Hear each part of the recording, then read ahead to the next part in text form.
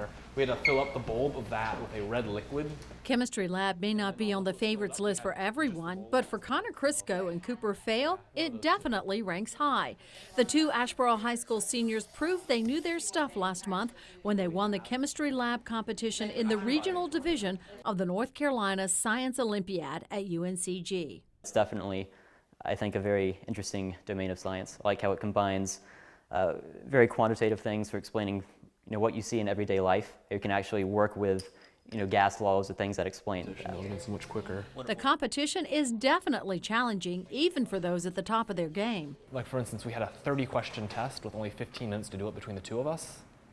So for that test, we actually found ourselves breaking apart the test by the staple and sharing the sheet so we could actually get through it in time. We managed to do all but one question on that test. For many of the Science Olympiad competitions, the students can prepare ahead of time, making models or even doing practice labs.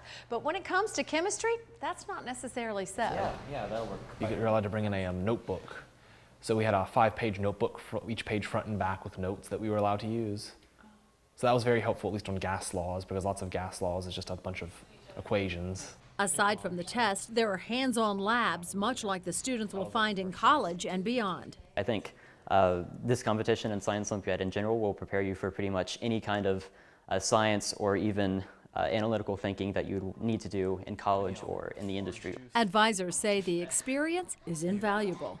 I think more than anything, it gives them confidence in themselves. Confidence that will come in handy at the state competition. It'll be stressful, but I think it'll be worthwhile at the end of it. Cindy Farmer, Fox 8 News.